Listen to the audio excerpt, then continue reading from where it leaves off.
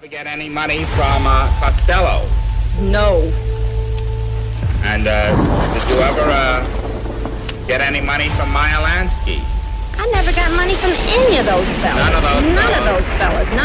None of these that I've been reading about, or none that I knew. They never gave me anything. None of the Shetties? No. You I think- don't even speak to the... I mean, I met that Charlie once or twice. I don't even talk to him. You don't like I was conscious of the fact that he had a reputation for being an outstanding bookmaker. You ever hear him referred to as the Prime Minister of the Underworld? That term I did not. Also known as Duck Corella. I refuse to answer on the grounds of independence. You got any business?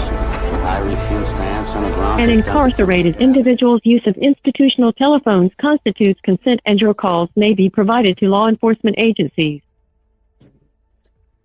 Happy Friday evening, folks. Welcome to the Grand Jury, the live stream show where we watch real police use of force videos. And I've got a volunteer jury that is going to act as a grand jury and make a determination whether they think it was justified use of force or not justified use of force. The grand jury is that secret organization that convenes in every jurisdiction to determine whether Americans will be formally charged for felony offenses like murder, and assault, and depending on what state it is, some crimes you might be surprised that they consider felonies. But all felony crimes have to go through this filter system with secret jury that a jury of your peers. You just don't get to know who they are, and you don't get to know what really goes on inside. But so how do we do the mock jury? You know what? Let's get into that. Let's pull it up and let's talk about how we're going to pull that off tonight and what what the rules are. So here we go. The jury, which are 5 volunteers from the social media platform X, will act as our mock grand jury tonight. As the host, I will present evidence by way of video and expert witness testimony to pull it together. We're going to do it in a format, and our format is 3 phases. Presentation, where all the evidence will be presented to the grand jury, and by way, in most cases tonight, video evidence. The examination. During this phase, the jury will ask questions of the expert witnesses and request to review key portions of the video to make sure they understand. For our deliberations, the jury will discuss their views and opinions independently, and they'll vote on a verdict. A majority vote, 3 out of 5, wins the day. And we have some rules. The jury must only consider evidence presented with each case, not individual research or investigation. No Googling on the side. The jury must use the reasonable person standard and probable cause level of satisfaction to make their determination of true bill or no bill. True bill would mean indict someone for a felony offense. No bill would be no formal charges. They're allowed to go on about their life. So this reasonable person standard, in criminal law, the reasonable person standard compares a defendant's actions to what a rational person would do in some similar circumstance. Often used in self-defense, provocation, or negligence cases to assess reasonableness objectively. The trick here, folks, is looking at everything through with objective framework. Can't use your emotions on this. Probable cause. In criminal law, a legal standard requiring a reasonable belief based on specific facts, circumstances that a crime has been, is being, or will be committed, and that the person accused is linked to that crime. It's not a very high standard. We've heard probable cause, but that's the definition I'm going to ask these 5 grand jurors that have volunteered to do this. I'm going to ask them to look at all the facts we bring to them tonight as a reasonable person, this hypothetical person who is not the smartest person in the room, but they're not the dumbest person in the room. And the probable cause level, which is more likely than not, a crime has occurred, and more likely than not, the accused is responsible somehow or another for that crime, not convicting them beyond a reasonable doubt. But let's meet our jury tonight. We've got a foreman like any great grand jury will, and that's going to be Julian tonight. Julian, what do the folks out there in the stream world need to know about you? Hello, I'm a political strategist, author of a book, United We Stand and Marines Fight, host of the Blue Collar Intellectual Podcast, and Granite State Live on Tuesdays. We welcome you here, sir, and looking forward to it. Let's go to, let's meet Ari. Ari's big on X. She's got some big high-end followers, and she's got a mission, or I'm sorry, he's got a mission. Go ahead, Explain it to us.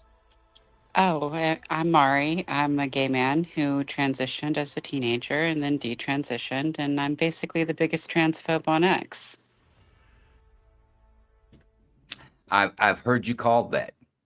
Now we've got somebody from the South who's honestly a loyal listener to the spaces that we do on X, and that's Who Dat Girl. Who Dat Girl?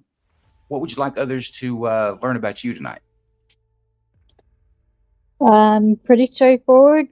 What you see is what you get. I have done some technical writing in the past, and no one laughed, but I do have a degree in social work that I graduated many years ago, and that's about it. Sounds like a reasonable person to me. We're happy to have you tonight. Heather. Heather is also another Xer that is volunteered for the grand jury. Heather, anything that you'd like to push out about yourself tonight? Hi, I'm Heather. I am a newly single mom who has a refugee from California to Tennessee, and I'm just interested in this process. We're happy to have you. Very happy to have you. Now we got a little bit of a stand-in tonight, and that's going to be with our own Night Court co-host Bruce Wayne. Bruce, you want to put out a little bit about your platform? You, like you said, co-host with Ron, Joe, Night Court, filling in drinkers, constitutionally. Yes, sir. You should catch us on these spaces. They get interesting. We have a producer tonight, and producer is going to be Big Ron, also a co-host on Night Court. He's going to handle all the bells and switches and the comments and keep us on time tonight. But we want to welcome Big Ron. And Big Ron, anything to say to the folks? Well, it looks like we've got an awesome show planned for tonight, Joe. We got some great videos queued up. Looking forward to it. I'd like to welcome all of our jury members and our special guests on the left-hand side of the screen. For all those you watching out there, please make sure you like, share, hit the thumbs up, give us a comment. Let's get these algorithms going. Thanks, Joe. Back to you. Appreciate you, brother. Just like any grand jury, we're going to have some physical evidence by way of videotape evidence, and we're going to have some testimony. The way we do this, we've got Jason. Jason's a 30-year veteran of law enforcement. He will actually be tying that up actually very soon here. So he's in the know on law enforcement techniques. He'll answer questions on just that, law enforcement techniques and maybe some procedures. There's a lot of things that he won't be able to give his opinion. You won't be able to say, hey, Jason, how would you have done that? That would not be something we would allow, and it wouldn't meet the standard as far as evidence that jury could hear. So, but anything procedurally, you're more than welcome to ask him. And we've got a special guest tonight, and so special, and she volunteered so quickly. I haven't had a chance to make a card for her yet. But Golden, I'm going to let you tell these folks what your specialty is and what questions you might be able to answer tonight. Hello, everyone. My name is Golden, and I am an expert at medical death investigations. I have been a death investigator for over 8 years, and I have conducted several autopsies. It's over the thousands now. I'll be able to answer questions concerning anything about the death investigation process, the medical process, and anything as far as the medical is concerned, as that has been my expertise. And I also am a teacher of forensics at several colleges here in my state.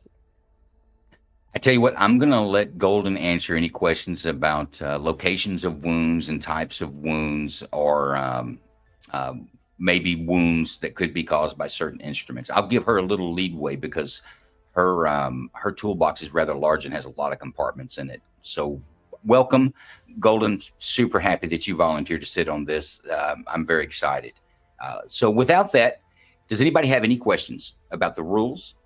I understand we're going to have 3 phases. The beginning is there are no questions asked. We're just going to show you the evidence. I'll let my witnesses give a few points, then I'll turn it into the examination phase. At this point, Julian, you're going to grab it. Wrestle these guys up. Who's got questions? You want to see different parts of the video? Let me know. We'll bring it on screen. We'll talk about it. We'll work it out. You guys are satisfied with what you've seen. Then we're going to throw it at the deliberation phase. We're all in the room, but it's all going to be all up to you guys. We're going to be listening to what you've got to say. There'll be a clock above your head counting down for 10 minutes. At the end of 10 minutes, I expect a decision. I need 3 out of 5 votes, one way or the other, to bill or to true bill, which is what we're going to call it tonight, or a no bill for the case. So any questions, anything I just went over? This point, Joe. I'm good. Does anybody else in the grand jury have a question? I don't have any questions. I'm taking the silence as a no. Let's go to our first case.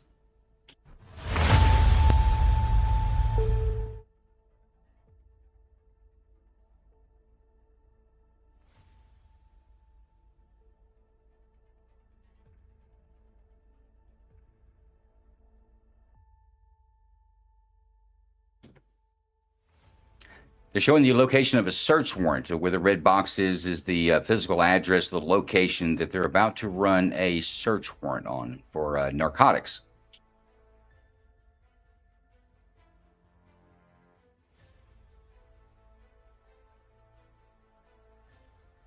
And you can see there that they're talking about what they're looking for. So this is a kinetic search warrant service.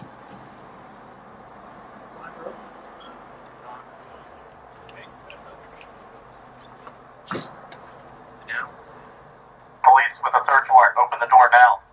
Police with a search warrant, open the door now. Police with a search warrant, open the door now. Police, hands up. Police, hands up. Nice man, Flynn. Put on your side. I'm with you. Bravo, push left. Right. On your reach, we're up. Hands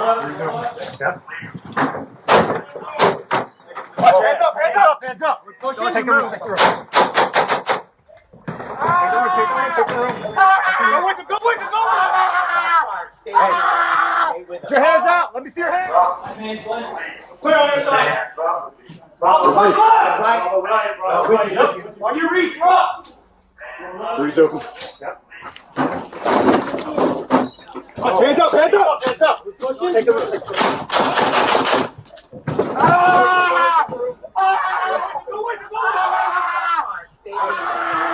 your hands out. Let me see your hands.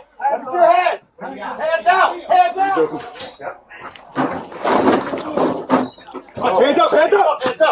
Take the room.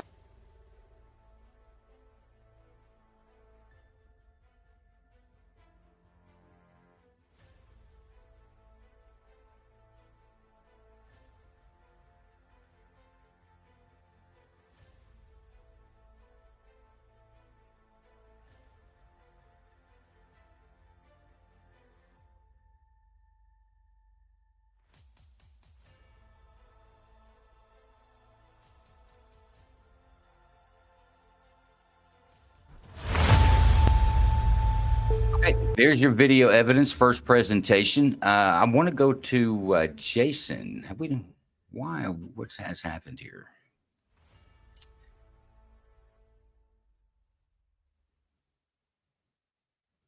All right, maybe I've got everybody back in. I think we lost some folks during the video. There's your presentation. I want to go to Jason. Big Ron, are you in the room? You with us? I am, and I'm trying to. Yeah. Okay. Keep talking. I got it. Let's go to Jason. Jason, I want you to hold your comments on any tactics as far as the SWAT type procedures or SRT type procedures. I'd like to hold that just yet. I'm afraid that could go sideways if you say what I think you're going to say. But what do you think overall in the video? Any impressions or anything that you would like for the jury, or go back and show the jury on a video? Look for this or look for that. I'm afraid to talk. I'll let them ask questions. I don't want to. That might be a good idea. I think I know how you feel about this. Golden, anything in particular there? By the way, folks, the suspect that was shot he's deceased. This was a fatal engagement. Golden, anything that you saw in there that you might want to talk about? And by the way, expert witnesses, if you don't want to say anything, you just let them ask me questions, and I'm cool with that. I'm just giving you an opportunity now. Yeah, I'm gonna let them ask me questions as well, because I don't want to taint anything as well. Very good. Let's go to the examination phase. Here's, guys, we can go back. If any portion of the video that you want to see, let me know. I will use the slider and get it back to that spot. We'll watch it as few times or as many times as you need. Yes. Can we please go back to the initial, not the initial breach into the house, but the breach into the door where the man was standing? I want just before the first shots were fired.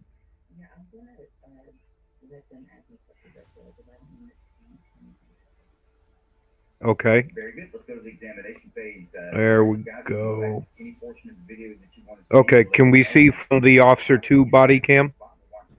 And give me some. We've got a feedback loop. I can hear myself. Somebody's got an open mic.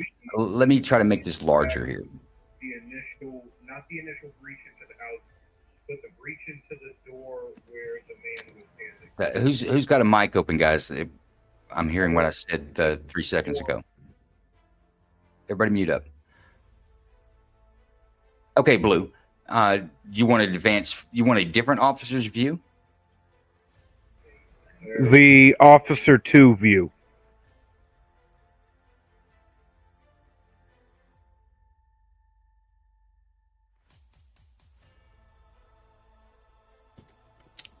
This is the initial approach down the hall.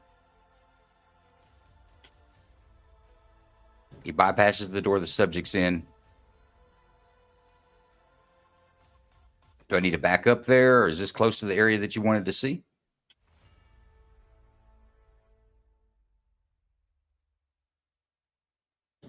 Not sure what to do here, Blue. Yes. Is there a way? If you tell me what you're looking for, I'll figure out a way to make it happen for you. I'm not sure what parts you want to see. I just want to see when they had eyes on the gun. It's real hard to see that gun. Yeah, I've done breaches like this before, and it's okay. It's literally split seconds. It's like a tenth of a second it takes to be able to see the gun. I think you'll get your answer, because it took both officers to determine the gun. One saw a reach. That's then the officer that fired. The other ones, and this is also says later, and I will tell you that the guy who fires the rounds does not know for sure that there's a gun there. Now, ultimately there was, but he had no way of knowing, because he had already gone past it, and where they were able to see it was through the crack in the door. What the officer who shot saw was when he says, "Let me see your hands," for him to take his right arm and reach out and lunge from it behind the door. He didn't know what was behind the door, but he didn't know the gun was there. He couldn't have known. And I'll tell you back. I'll take you back to Officer 1 here. Okay, so the officer accidentally. All right. Watch number 1. This is hard. Yeah. Your shooter's in front. He's the one that's going to engage. He'll walk past the occupied door. He's going to use his foot to kick the door open at 12 o'clock to expose it. And then he does right. He backs up to start engaging this door. But in the interim, that door to his left is going to open from the gentleman that's inside. There's the kick. There's the door open. Arm behind the door into a void. Right, but he even turns more, instead of putting his hands up, he goes from this bladed position to a frontal position to the officer to get his. And it looked like you could just. I think one could assume that he was trying to get his arm further back behind the door. I believe he was trying to go for the rifle, but I would say that it's reasonable to believe that the officer number 1 that shot had no way of knowing that that rifle was there. The officer's point of view that you are in right now, if you'll watch the camera, you'll see it swing by the door where he can see through the crack of the door that there's a rifle behind it. But I don't think that he knew it at the time of the shots. I would agree with that.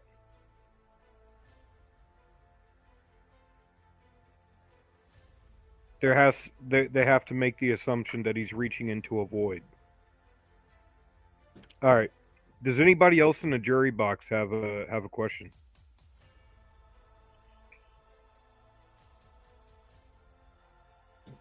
No.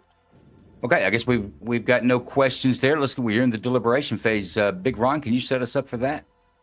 You know what? No, you can't. You're gonna take the video down there. Hang on a second, my friend. I've got to load that up.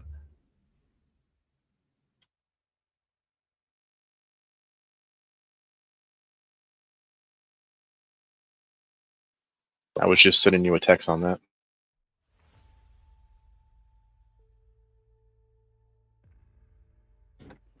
Okay, it's up there. And we're in the verdict log. Okay, Julian, it's all yours. You guys have 10 minutes. Talk it out, work it out, and figure out whether you're going to be a bill or no bill.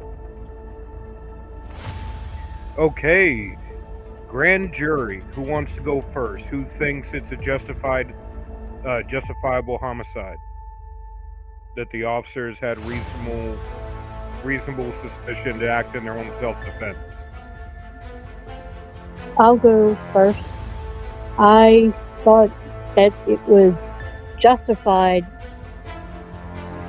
based on the fact that they had no way of knowing what was behind that door. Although I will say it was a little bit confusing before we went back and watched it the second time.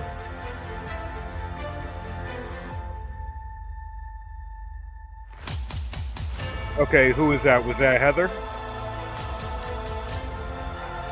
No, it was Who Dat Girl.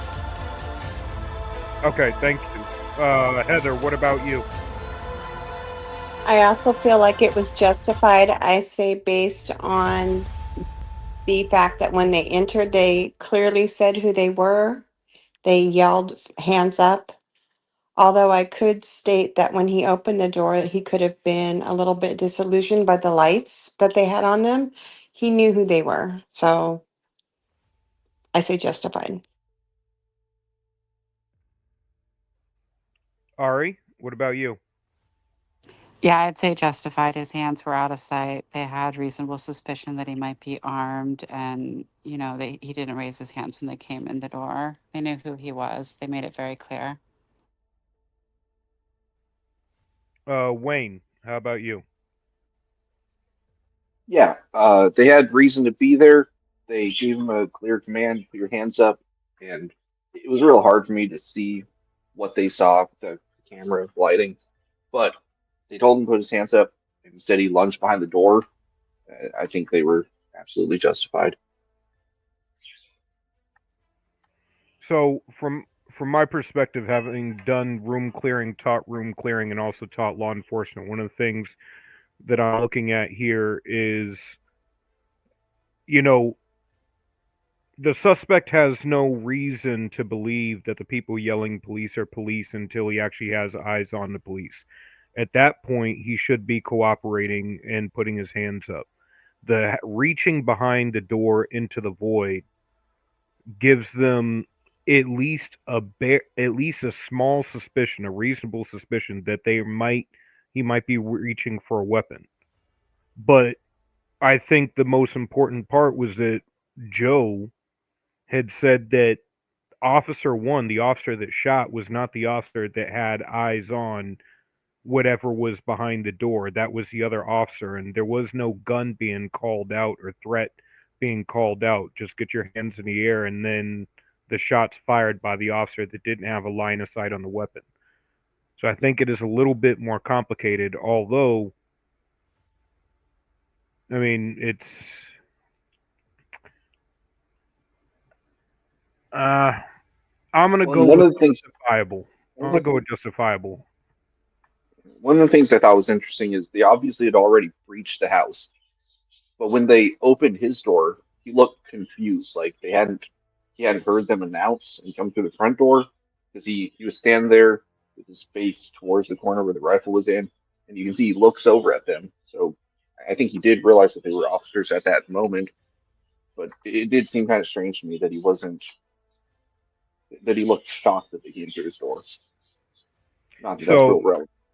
I agree with that. There's actually so there's been multiple cases like this in the past where the suspect in the house doesn't they're sleeping, say a no-knock warrant or a raid while the suspect is sleeping or intoxicated, and the police come in and the suspect doesn't realize, there's a state of shock that happens.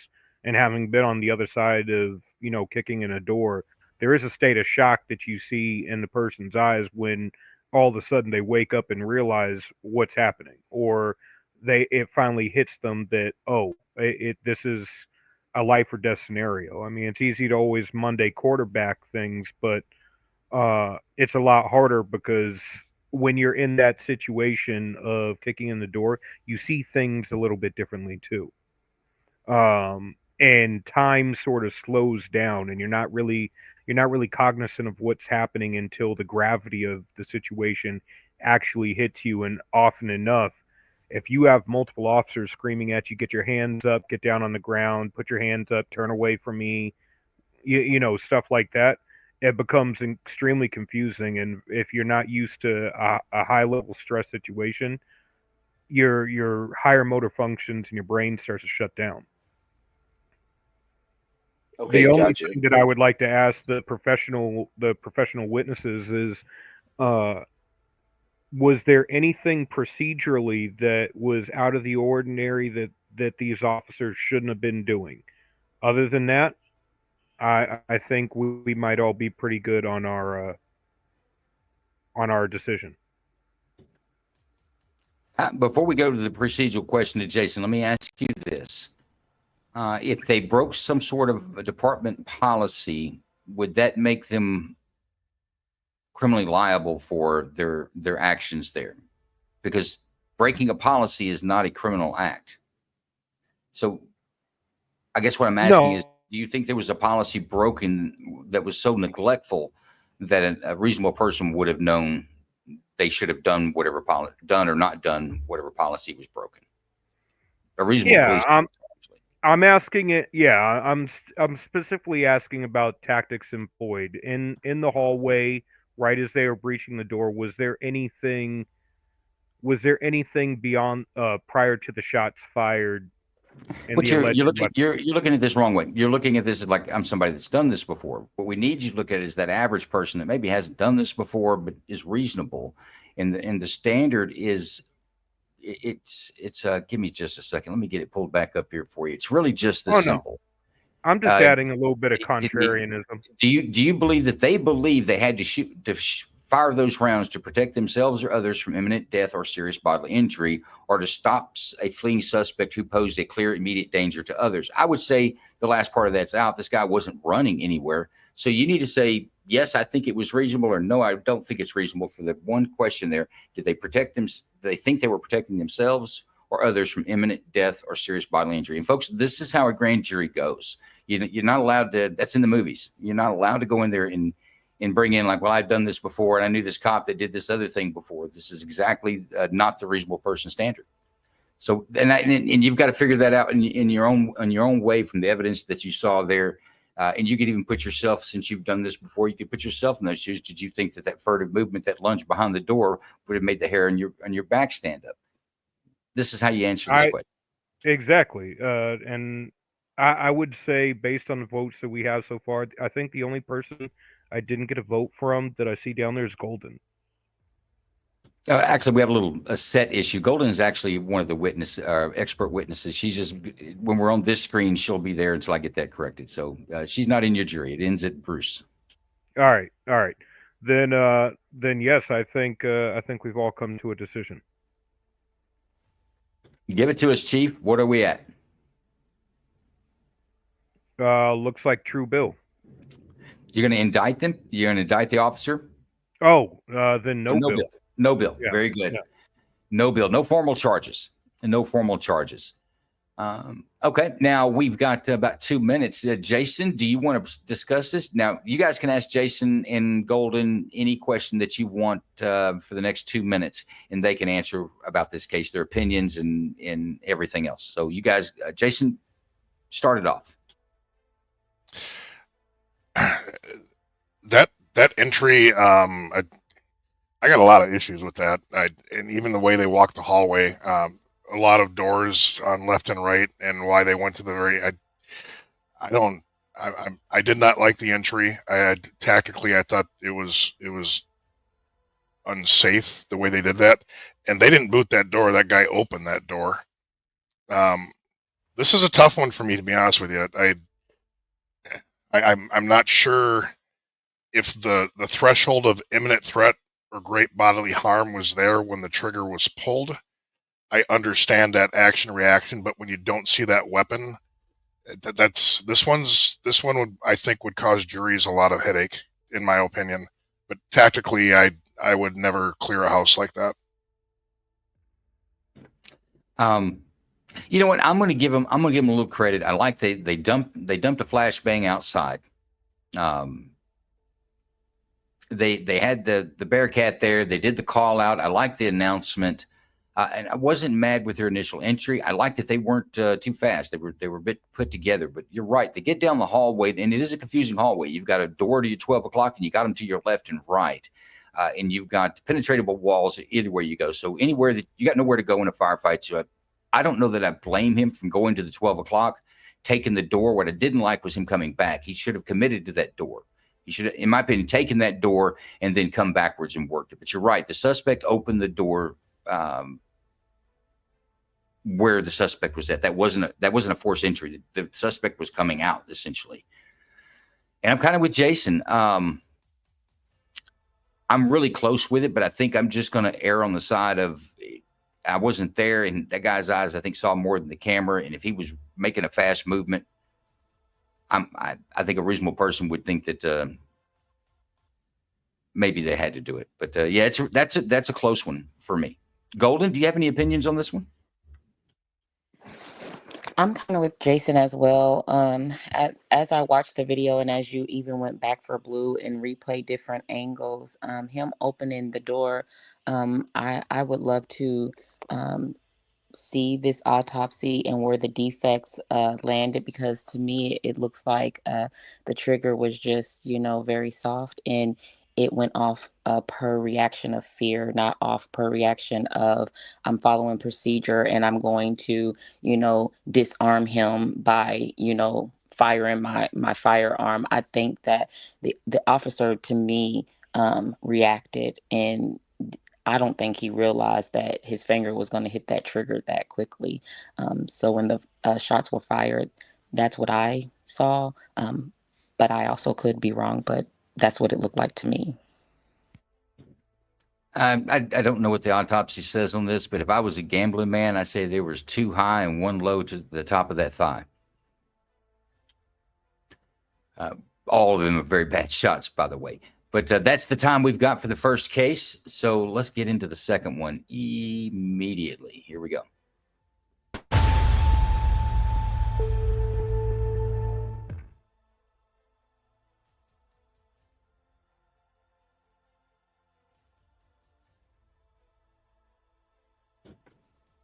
So this is a burglary in progress call. This is someone calls that somebody, they're in the closet, somebody's in my house, somebody's breaking in, or the neighbor says, hey, somebody's breaking in a house right now. 21 door residence, 1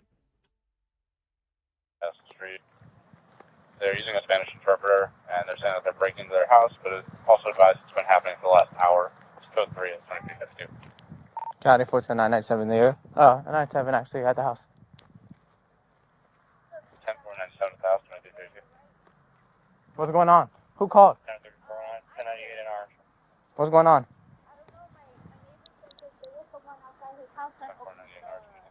The door. Did you say what he looked like? No. I just seen the shadow of someone standing around there. Is that your neighbors?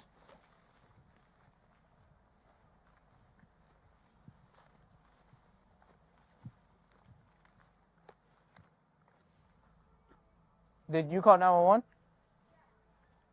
Okay, Charlie 4000, 721.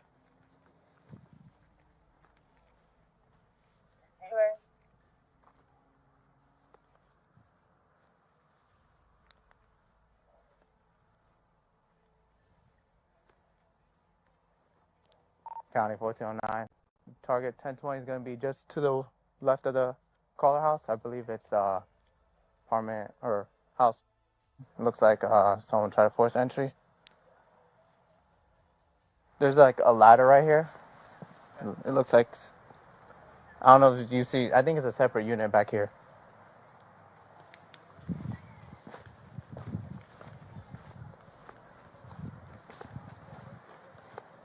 Door's locked. Ladder.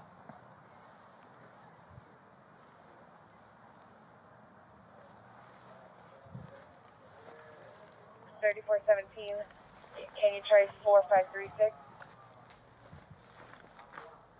Hey, Sellers, I'm gonna try this door. Anybody else in town? 4536.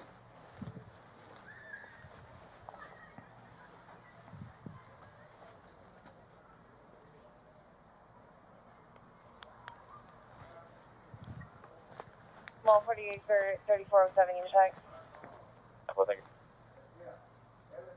Hey, there's someone inside here.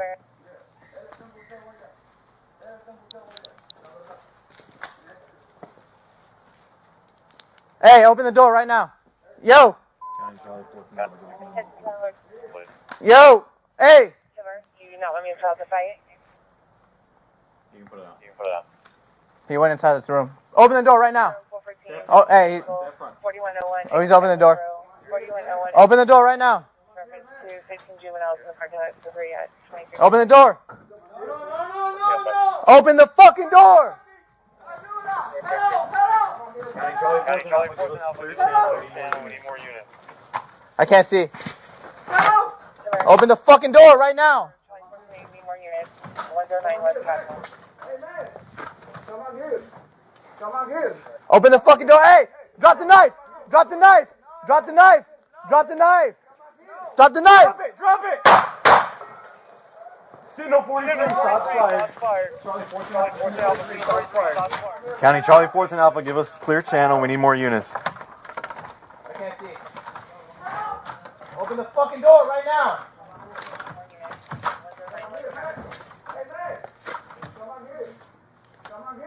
Open the fucking door. Hey! If you got to boot the front door.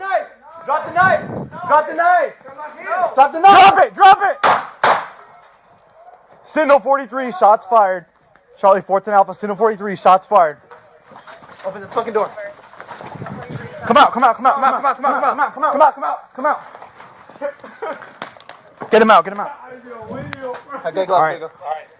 All deputies are 10-4. We got one down with a GSW to the head. All deputies are 10-4. Have FD come in.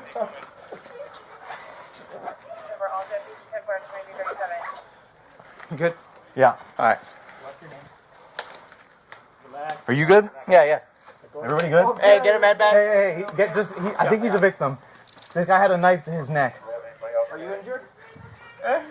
Negative, not at this time.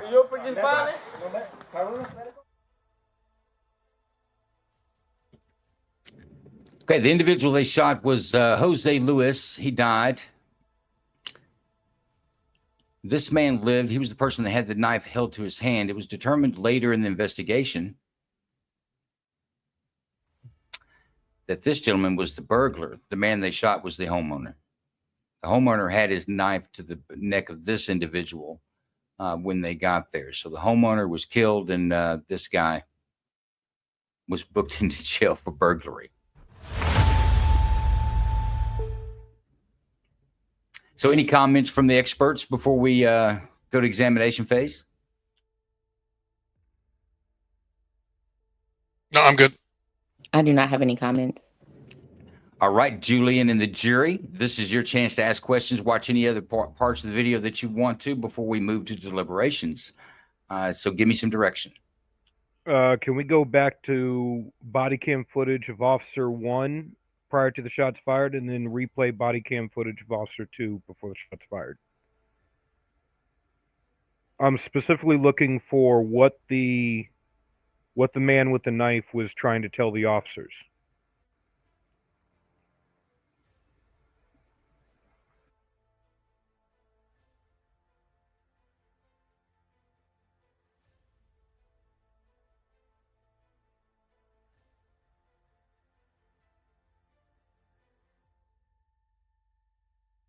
Door. Open the door right now. Open the door. Open the fucking door. Charlie 4th and Alpha, give us clear channel. We need more units.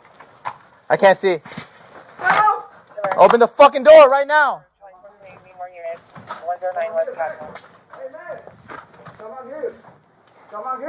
Open the fucking door. Hey, drop the knife. Drop the knife. Drop the knife. Drop the knife. Drop the knife. Drop it. Signal 43, shots fired. Charlie 14 Alpha, shots fired. County Charlie 4th and Alpha, give us clear channel. We need more units. I can't see.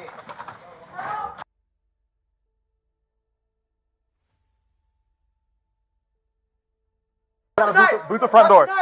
Drop the knife. Drop the knife. Drop the knife. Drop it. Drop it. Signal 43, shots fired. Charlie 4th and Alpha, Signal 43, shots fired. Open the fucking door. Come out, come out, come out, come out, come out, come out, come out, come out, come out, come out, come out. Get him out, get him out. Okay, go, right. Go. All deputies are 10-4. We got one down with a GSW to the head. All deputies are 10-4. Have FD come in. Did I give you what you needed there, Blue?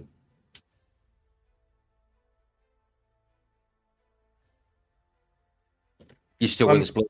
Yeah. Unfortunately, yes. All right. Are we ready to go through the jury?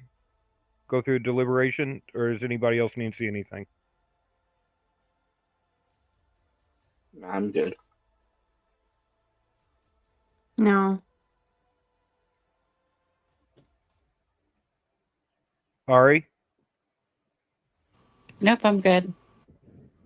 All right. If everyone's good, we'll go to deliberation.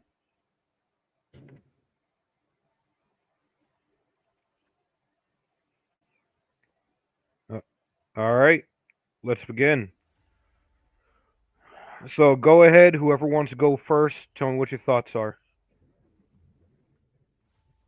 I'll go first. I did have the question of, was there a language barrier, because I couldn't hear what the homeowner was saying, but it doesn't sound like he was saying I'm the victim. So unfortunate, but I have to say justifiable, because I believe the officers thought that they were protecting somebody. Okay. Let's see. Wayne, what about you? I definitely did. He thought he was protecting the victim. He had every right to be there. I don't see a problem with this.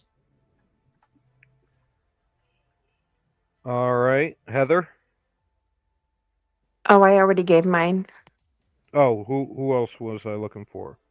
Mod Girl? How do I say your username? It's Who Dat Girl. Who Dat Girl? Okay, I'm sorry about that. What's your opinion? What are your thoughts? I am honestly on the fence about this one because one thing is I don't know if they were required to make an identification as in announce, that they're the police or what have you. But there just seemed to be a lot of confusion over the homeowner. I mean, I think that he probably thought that he was protecting the correct person, but with a language barrier there, I'm not sure. That's a tough call. So from what I heard, it didn't sound. I heard no, I'm, and that was it. I couldn't hear anything else over the officers telling him drop the knife. I think it's reasonable from the officer's perspective that they thought that he was, the home invader or posed a threat to that other person. Obviously, there was no threat to the officers. They weren't in the house, and he had no projectile weapon. But there was, I guess, foreseeable or reasonable danger to the person he had at knife point. So, And like, I don't see how it could not be a justifiable shoot unless there's some manner in which he wouldn't be required to drop the knife when officers tell him to because he believed his life were in danger. But that's kind of irrelevant. It's not like he has the ability to testify. So I think we've all come to a decision that I think we've Except all. Ari. We didn't get Ari yet. Yeah, I Oh, mean, I didn't get Ari. no, I'm sorry, Ari. My that's bad. okay. I mean, I basically agree with you there. Like, he didn't drop the knife when he was directed to by the cops, and he didn't obey that order. They had they had the right idea if they suspected that, he was holding a knife to another guy, and they probably were just trying to save that other guy's life, and he didn't obey the command. So seems pretty justifiable. There's no way for them to know. Yeah. All right. I I, think we've I come could to a. agree with that. Sorry. Yeah. I could agree with that. I was just the confusion was my own in terms of how that dynamic went. That was really my own thing.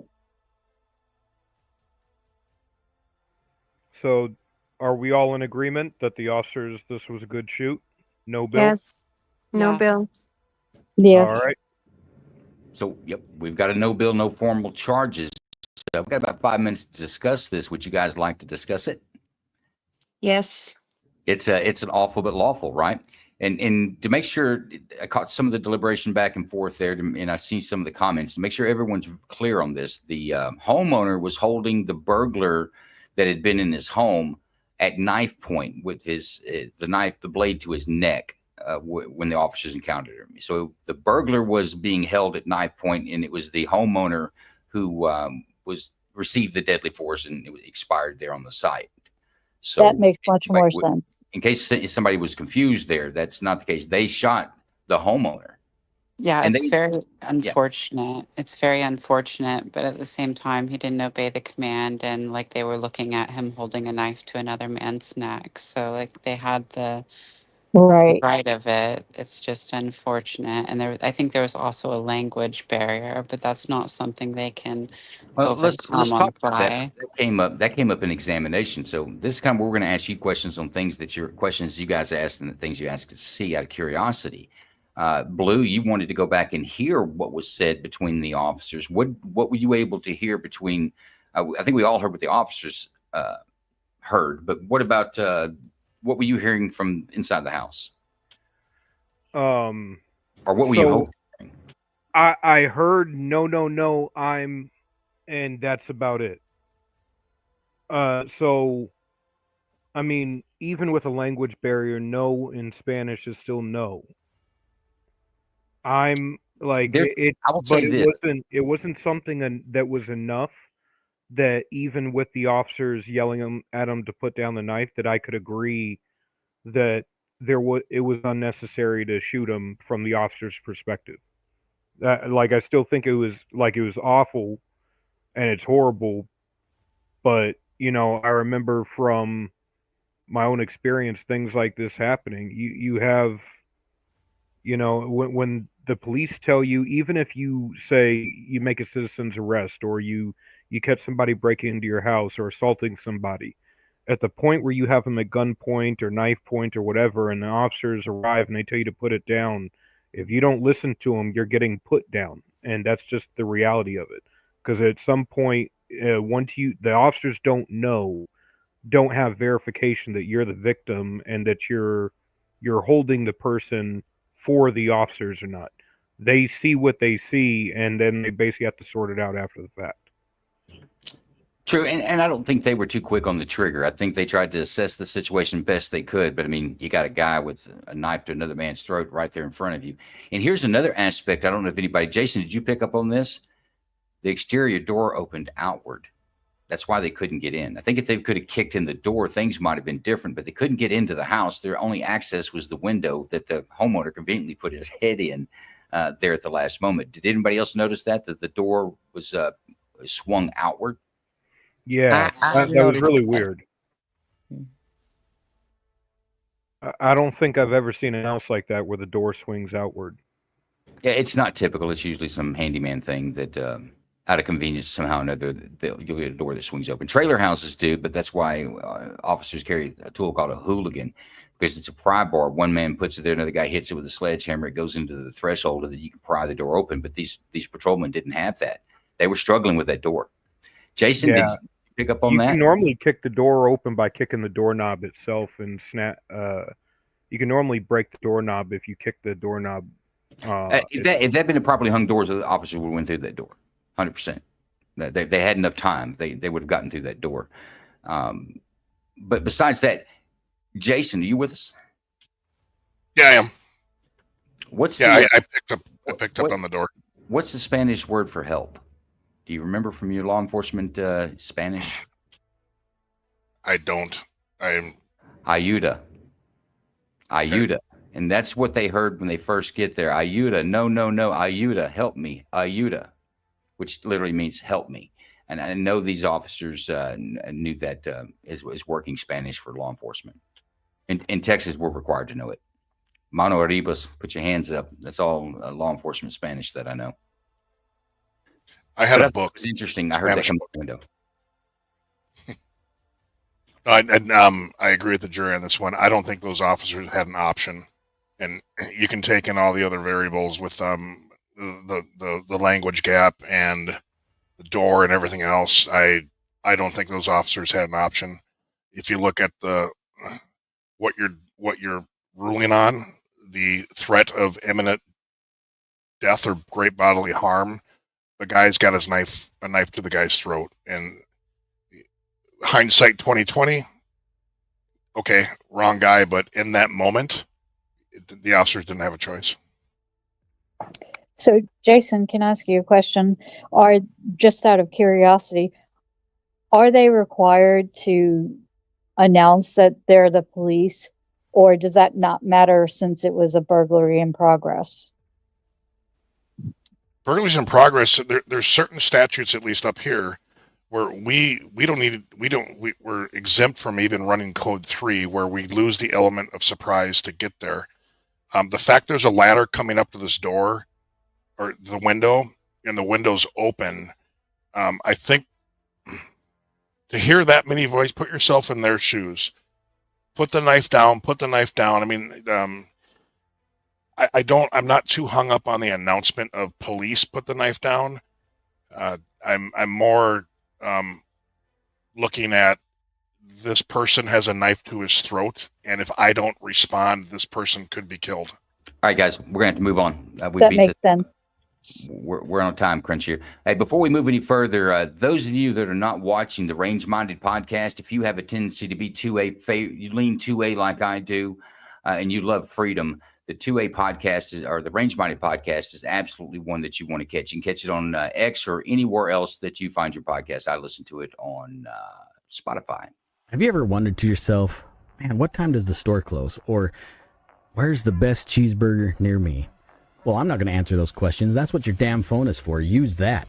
Instead, if you have stuff related, to the 2A world, I'm your man. My name's Steve. I run the Range Minded podcast. On the podcast, we talk about all things Second Amendment, whether it be new guns or gear. Maybe we talk about some training. We'll dig into Washington and the shenanigans they get up to. Sometimes we talk about the Supreme Court and the crap that they're doing. It's always a good time, a little smorgasbord of the 2A, if you don't mind me using that narrative. Either way, you can find us whether on YouTube or Rumble, Range Minded Podcast. I'm also on all sorts of streaming services, wherever you listen to your podcast, Range Minded Podcast. You can jump on the website, rangemindedpodcast.com. Maybe stop by, buy a patch and some other things. There you can link to the social medias and all that other stuff. Hope to see you there. It's always a good time. Anyways, you guys have fun, stay safe, and always stay range-minded. See you guys soon.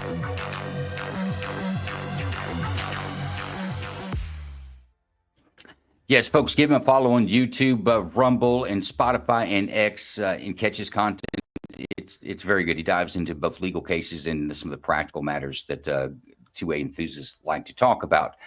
Okay, so we've had a one that's, well, I wasn't real happy with it, but I'll go with it. We had one that was lawful but awful. Let's see what case number 3 is going to be.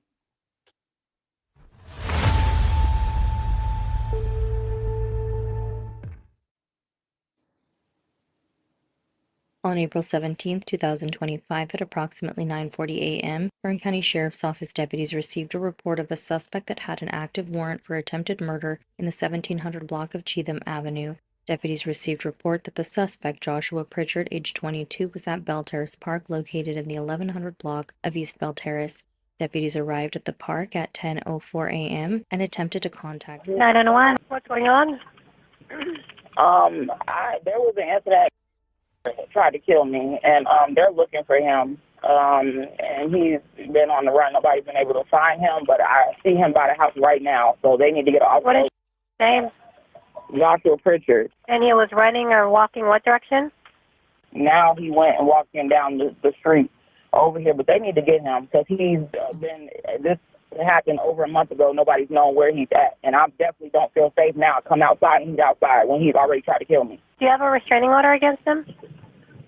I had, yes, before he did this, and then I came. It was supposed to be like open contact, and yeah, everything was fine. And then he came home after the last situation or whatever when he went to jail, and then, you know, he was like quiet for like 2 or 3 months that he was home, and then out of nowhere he asked me to take him to probation one day. I took him to probation, and he stabbed me up, and we never made it inside probation. He stabbed me over 20 times. But he's definitely around here, and they need to get him while he's around here. Okay, and he stabbed you on February 25th off of Truxton Avenue? Yes. Okay. Alrighty, I'll let them know. So do you know how long it's going to take him to come? I answered a call, ma'am, so somebody should be out there as soon as they can. Okay, because they already have a warrant for him for attempted murder for trying to kill me. So, yes, please come and get him. Okay. What was... He's at Bell Terrace Park. I just seen him at Bell Terrace Park. At Bell... And now he's at Bell Terrace Park by the baseball field, walking around. Okay. And he said he has a gray hoodie, blue jeans, and dark shoes? Yes. Okay. He does have mental issues. Please just try to detain him safely. I don't want the situation no worse than what it is. Okay. Yeah, no worries. I want you guys to get him. It's been over a month since he stabbed me. It's crazy that I'm just seeing him now after all of this. And the fact that he's hanging around where we live, that's scary because I don't know if he's going to try to do more to me than what he's done or really try to kill me this time. So please come and get him. Yeah, we're right here at Casa Loma and Union, so we'll be there shortly, okay? Okay, thank you. No worries, bye. Get on the ground. Get on the fucking ground right now. Get on the ground. You got a warrant. Get on the fucking ground. Get on the ground right now. Get on the... Do not reach for your fucking hand. Take your hand out of your pocket right now. You're going to get tased. I'll take it out. Who do you think I am? Get on the ground. Who do you think I am? Who do you think I am? Who do you think I am? Who do you think I am? Sit down on the ground.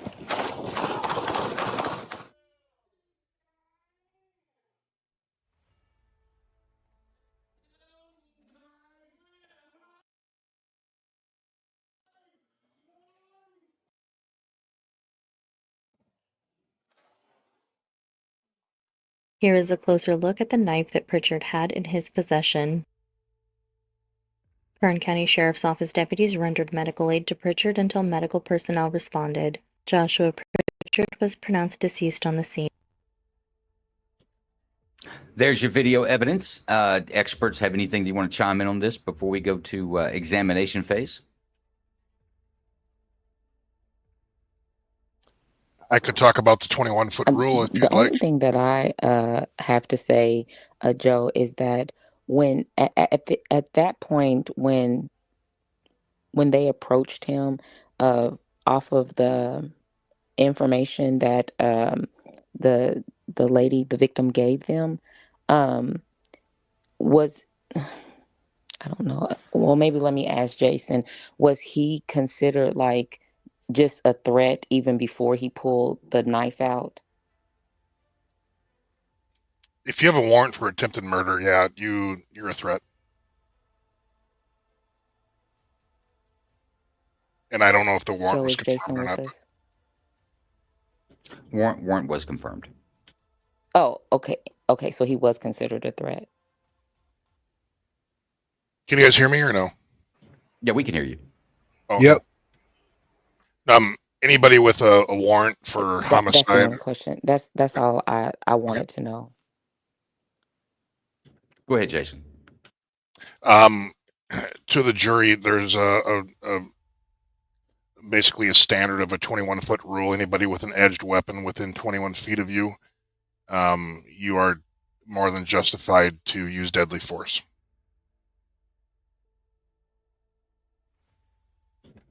Okay, let's go to the examination phase. Any parts of the video you guys want to see again? Any questions that you want to ask?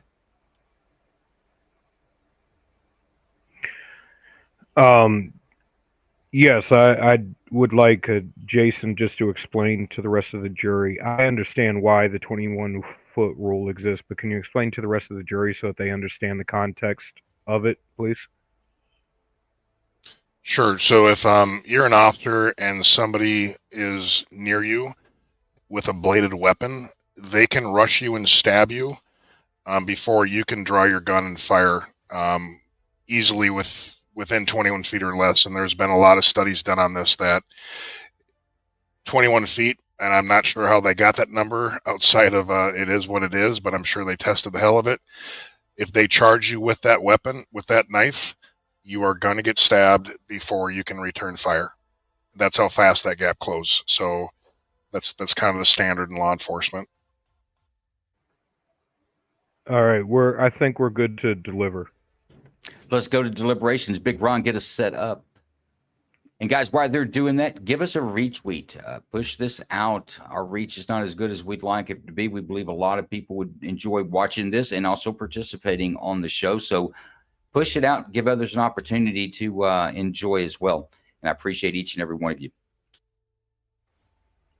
So, just for context for the jury, now that we're deliberating, 21 feet is approximately 7 paces. 7 paces, even if you're out of shape, even if you're not in great shape, you can cover that in a very short amount of time before an officer can draw a weapon from their holster and be able to orient it on target and fire reliably.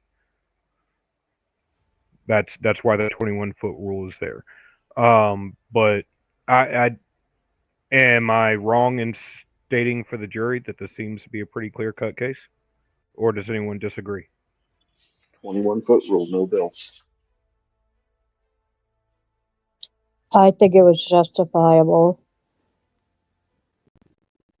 I also think it was justifiable. What also stood out to me is the fact that there was a restraining order that he violated to stab the victim, the original victim. And then he had the knife pointed directly at the officer. So I believe it was justifiable. I agree. Do we have a decision? Is that what I'm hearing? No bill for me. Yeah, no bill for me too. No bill. Everyone.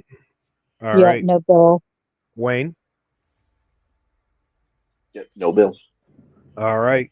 And complete agreement. Yeah, this is a clear case of mess around and find out. Don't bring a knife to a gunfight.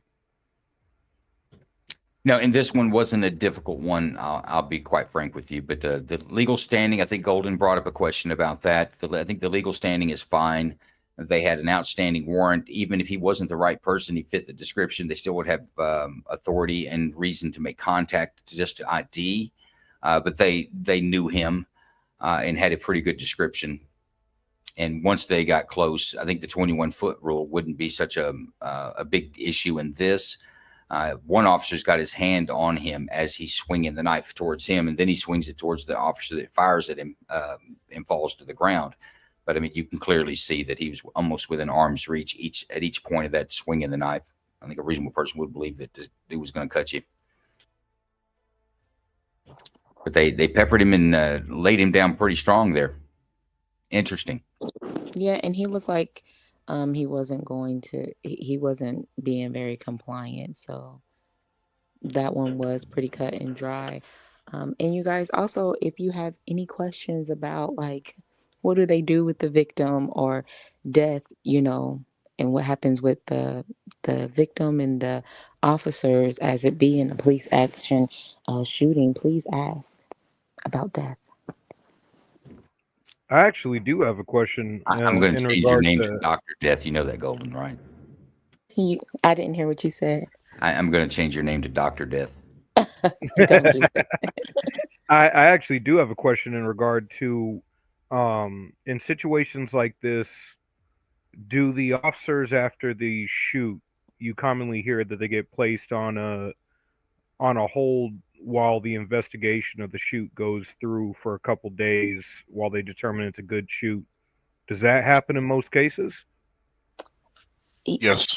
Yes, and that definitely would be a Jason question, but yes, but I was talking more about like, what happened. So that was a pretty small scene where they got him, but I was talking about asking questions along the line of like the officers will contact the medical examiner or the death investigator, and his body will stay right where it landed.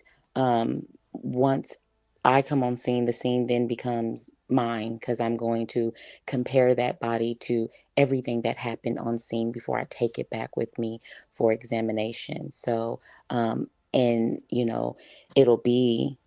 still be considered homicide, but justified, and then it'll be called out as a police action shooting. What in Golden is 100% correct. What happens? You say that they get a couple of days off. It's a lot longer than that. An officer is not going to be able to go back and do any enforcement action until he's cleared. And in Texas, that's by a grand jury. But before they can go to a grand jury, somebody like Golden's got to come in and do an autopsy and tell us how this person died. And it needs to be consistent to everything else needs to pull together. But the autopsy and the medical examiner's work in any homicide is very crucial. They're going to present, if it's, let's say it's a homicide in an unknown actor, the evidence and the method of death and things that were done in the timeline that the medical examiner can determine from the body are going to be the foundation to an investigation. So super important. And everyone that we've seen and everyone we will see, somebody like Golden has to go out there and take that crime scene and they'll, before they remove the remains, they take all the information that so they could reconstruct it, and then they take the body somewhere else, and that's when it really gets to a different level of investigation. But they continue the investigation through an autopsy. Mm-hmm. Yeah, because would you have any time to comment? Yeah, the one question I still had left for Jason is regarding having to go see a mental health specialist after a shoot. Is that common, or is it something that is culturally frowned upon, or is it mandatory by statute in most places?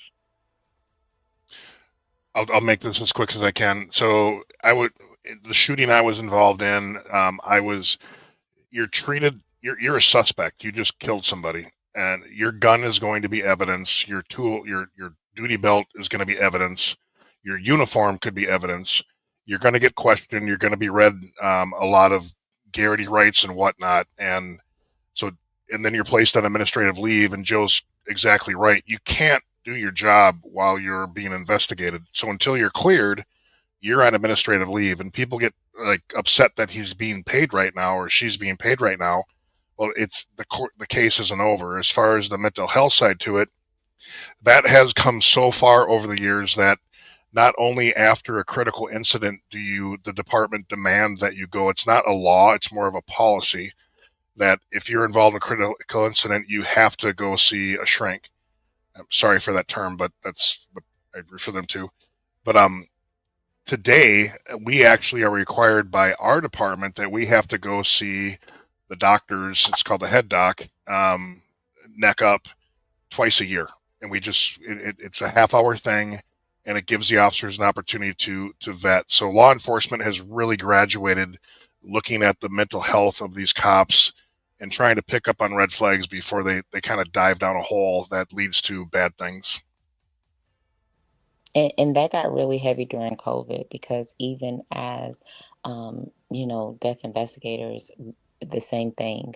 Just because there's so many scenes and stuff that we walk through, they constantly want to make sure that we're okay enough to do to conduct death investigations and sit on, the stand and justifiably state what we're seeing and it be accurate with us having a clear mind, which is very hard to have a clear mind when you walk into a lot of the things that I'm sure Jason has walked into, as I have walked into myself. So, but they got really deep with the mental health to me during COVID. Would you agree with that, Jason? Yeah, I think it picked up more because back when I started, if you even made the mention that you're struggling mentally, you're going for a fit for duty test, and Yeah. cops kept things in, and that's graduated to just we need you to talk. So it's gotten more healthy for cops, and God bless you, I could not do your job. I went to two autopsies and I fucking threw up on the first one, Oh but no. Well, you got to come down and see another. I did no, two I've today that was seen enough. absolutely gross. So come on by. All right, y'all getting way off topic here. I'm not gonna. I'm not There's doing 59 seconds left, Joe. Yeah, well, I've been doing an autopsy. I'm never going to another one either. No, that's for a different kind of folk. That's not me. Yeah, that's nasty. That's traumatizing. That's about the nastiest stuff I've ever seen in my life. Well, now you guys are isolating me and making me feel bad. No, I didn't. And see, that was that. My bad. I just said that. No, that's that I'm that's not man enough, strong enough to do it. It's a tough job. Much respect.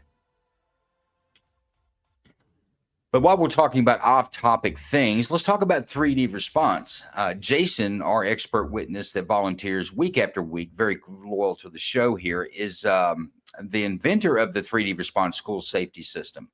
It's a comprehensive system that covers the safety of your child's school for, quite frankly, a school shooter, a maniac that wants to come in and do children harm. He's got a system that will prevent the loss of life, get law enforcement there very quick. Also has the bookends to it so that they have counselors that work with the school to try to identify kids that may have that kind of trouble. And if something were to happen, they've got a staff on by to take care of that as well. But let's take a look at a little ad. But this ad's going to be it's cool. It's flashy, but you've got to go to 3dresponse.com. You have to go to 3dresponse.com, dedicate 15 minutes, watch this, and you'll feel the light bulb go off in your head that this is so something we should have been done. It's ridiculous. We should have done this years ago. It's a keep it simple, stupid, surefire solution to protect our schools for not a lot of money.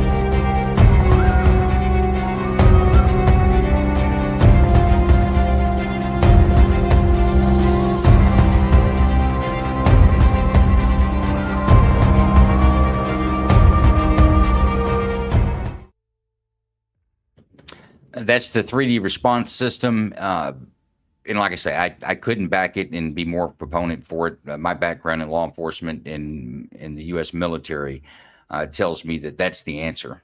I would want that in my office building in case there was ever any gunfire. It's going to guarantee survival. We don't necessarily do it now. Jason, you want to give a quick 30 seconds on it before we go to our last case? Sure. The whole principle is just cover concealment communication, giving the teachers, the kids, the cops the tools to respond faster and minimize the loss of life. And after trial and error, we have proven time and time again that Uvalde, there's not one child dead. In Parkland, there's probably 3 that are injured, but they can take their school back. We're just not giving the tools to the stakeholders. And that's what our system's all about. It's a tactical approach to it. It's not a scientific approach. It's through the lens of how do we take a target-rich environment, make it target less, and get a good gun to where the bad gun needs to be quicker. DM me after this, Jason. Folks, Jason's on X. Follow him. It's at 3D Response on X. Give him a follow. He's got a ton of information. He absolutely knows what he's talking about. And like I say, once you see the system, you're going to be like, we really probably should have been doing this years ago. It doesn't make any sense why we didn't. It's kind of dumped the fire code that he can tell you how that came about. Okay, let's get to our if I could jump in on this one real quick, Joe. I've seen this system. I've toured one of the schools, and my wife's a teacher, and I've also military background. I wish my wife's school had this system installed. 100% wish it had it installed. Yeah, by the way, folks, this is not something on paper. This is in, 14 or more than 14. So I'm not sure how many schools Jason's in right now, and more will be in the coming months. So this is not something that's on paper. It's something that can be proven. Absolutely. Give him a follow. Check in on it. Let's get to our last case. Case number 4.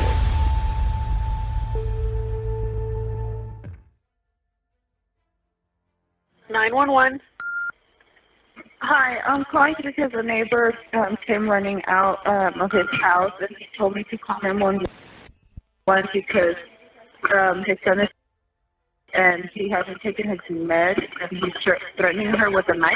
Okay, what's the address where they live, ma'am? Do you know?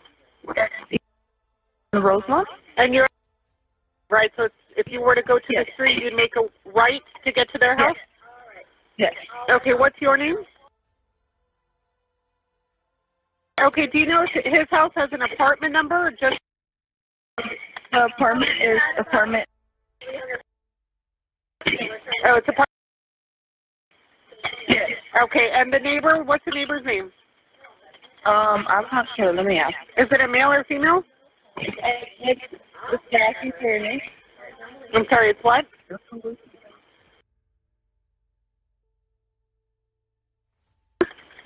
Yes. Okay, what's her son's name? Okay, what's your son's name? Taylor Harvey. The last name is Harvey, Harvey? Yes. What's his first name?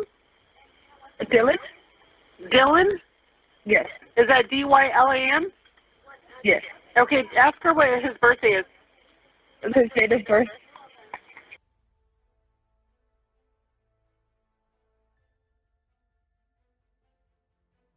Yes. Has he been taking his medication? No. And where is he now? Where is he now? He's locked in his bedroom. Does he have a knife? Does he have a knife? Yes. He has 2 of them. He has 2 knives? What kind of knives are they? Like butcher knives, switchblades? What kind of knife? Butcher knife, blade. What kind of knife? Butcher knife. Long knives, he says.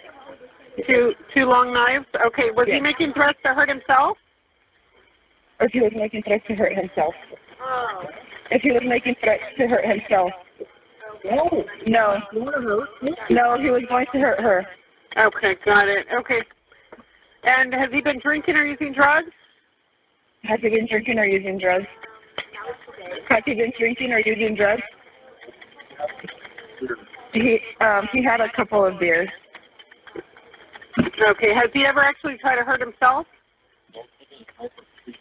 Has he ever tried hurting himself? She says no. No? Okay. And where's Kimberly going to be? At your place or at hers? She's right here outside. Okay. What is he wearing? I have no idea. Okay. All right. We'll enter a call. We'll have an officer respond as soon as they can. Okay. Okay. Thank you.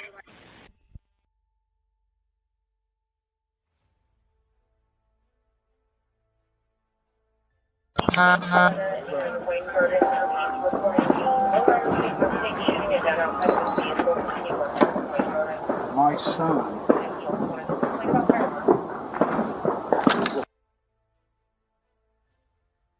Okay. He hasn't taken his meds for 3 days. Okay. And tonight he threatened me with knives. Okay. And when you say he threatened you, what exactly did he say?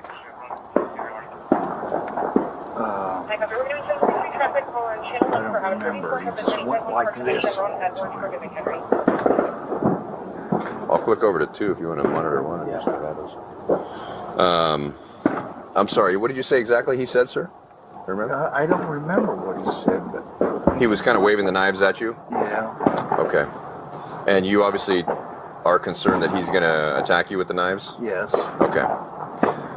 Did he make any comments verbally besides just his like body language? Well, he doesn't make any sense when he's off his meds, so I don't know. Okay. How old is he? He's 35. If we knock on the door, do you anticipate him becoming violent with us or anything? I don't know. He's never been off his meds for 3 days. Okay.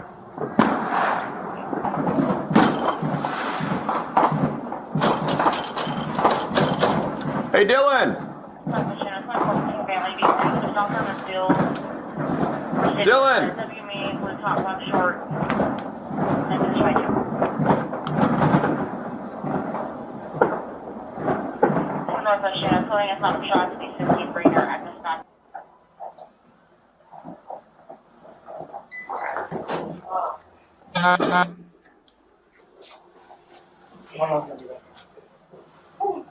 Dylan, you in here, buddy?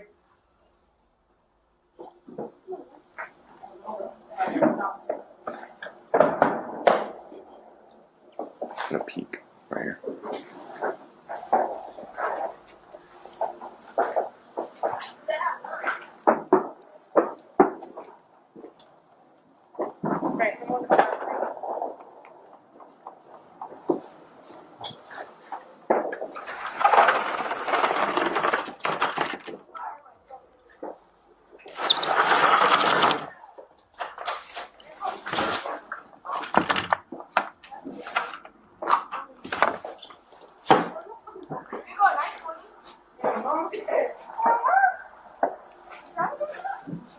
Dylan, buddy, you in here? I hear your voice. Are you there, Dylan? Dylan, can you hear me? Hey, buddy, I can barely hear you, to be honest. You don't need to open the door, but if you could just come a little bit closer to the door so I could hear you.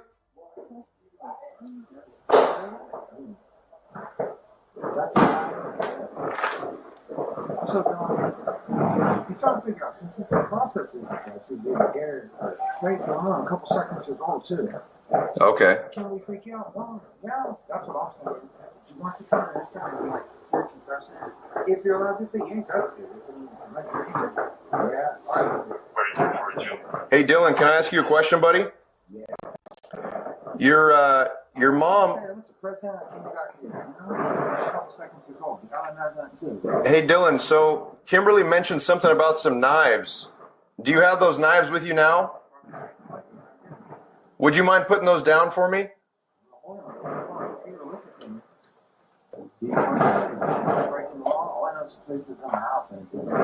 Yeah, it's not the aunt.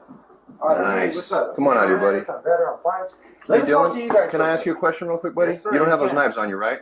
No, I don't. Will you just turn your pockets inside out for me and show me? Yeah. Is that okay? Hey, but I got another thing to tell you, though. I'm in an emergency. Could you guys listen to me? Yes, sir. Did you hear anything I said, though? I heard a little bit, but it's said. so loud outside, it's hard for me to hear. What's wrong? All I know is they have... It's also a hospital. You know, they have crazy things to say about Kimberly and me. That's none of... well, since that's going on, it's none of their concern, but it kind of looks like he came over to, like, try to put me under arrest.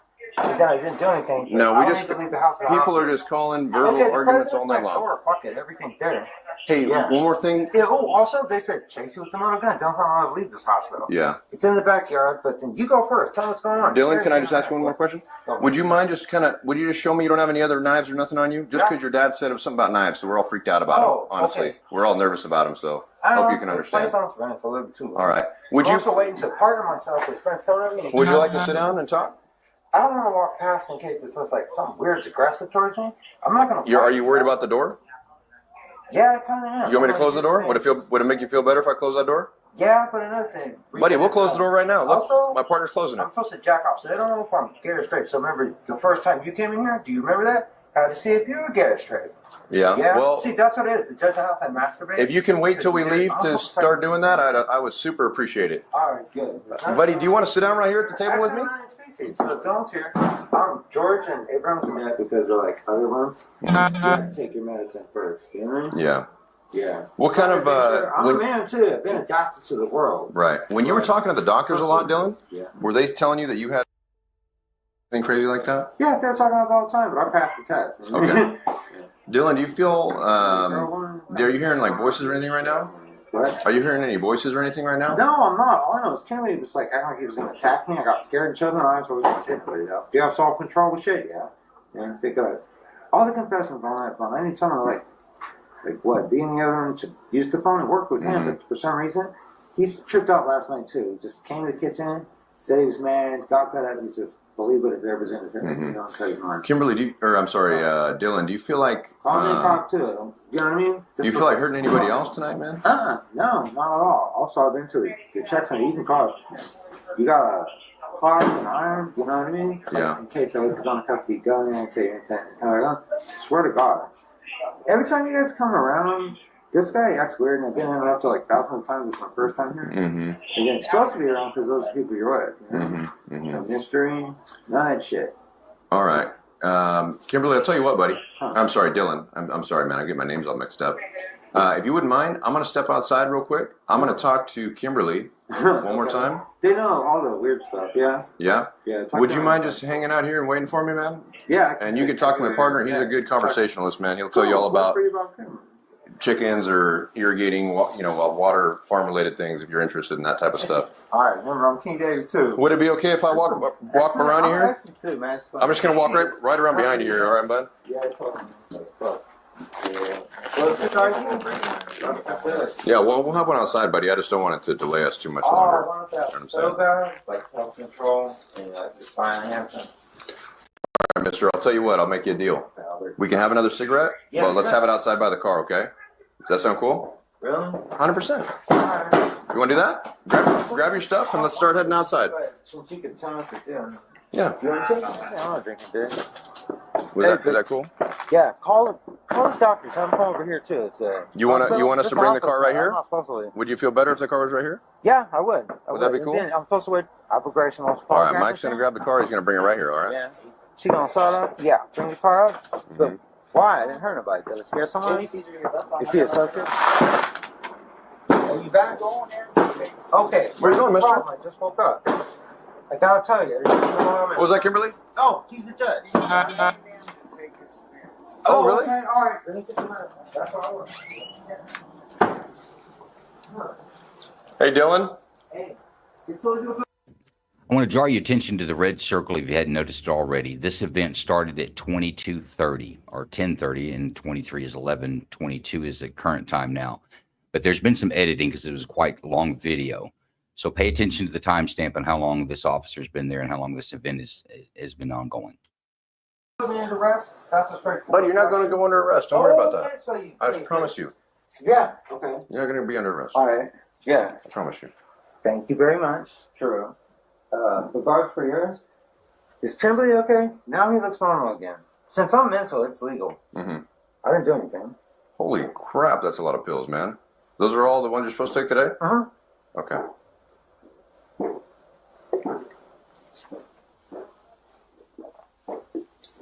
Thank you, Lord. I always want to stand out for myself. I want to say I save my life because I make mine. Boys make me excited. Kimber's kind of studying that. Am I here to like girls? Yeah. That's kind of all you know until you say you jack off to say gay or straight and bisexual. Here's what I want you to do. I want you to take Dylan's word for it. He's here with police. They always came by. But it wasn't to put on under arrest. To make sure we're comfortable here. Can you talk to Kimberly for me and then just ask him if he's insane because I didn't do anything insane? I will talk to him. All right. Can you do me a favor? Yes, sir. Can we come out of this room? Can we go out of this room? Yeah. Yeah. I'll tell you why. No. Actually, it's safe here, but I don't like this room. Here's why. You got all sorts of knives and other paraphernalia lying around here. It's making me a little bit nervous, to be honest with you. It's kind of scaring me. Too. It's kind of scaring me a little bit. If we could go out of here, it'd make me feel way better, to be honest with you, buddy. I don't think I have to go because I'm innocent, and then that's illegal to kidnap someone. Why would you kidnap me? Buddy, we're not going to go anywhere. I'm just saying, can we just walk out of this room? Can we go back in the living room? Is that okay? No, I don't think I allow that. Dylan, please, buddy. You've been so cool just a second ago. Come on. I let you touch my badge, man. You remember that? I let you touch my badge. Yeah. That was the spirit of honor. You said it yourself. I know, they just cracked my back on during masking man. Hey, talk to Kimberly, because he's the judge to stand down. If not, he's under arrest. That's all I'm supposed to say. Don't waste gas, and I love you. See? That's all I'm supposed to say.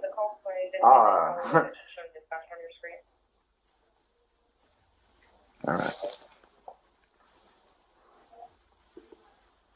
So can we go out back in the living room, man? You can, but I'm going to go to sleep because I never called you on anything. Okay? But everything's cool here. And I'll pay you respect off the side.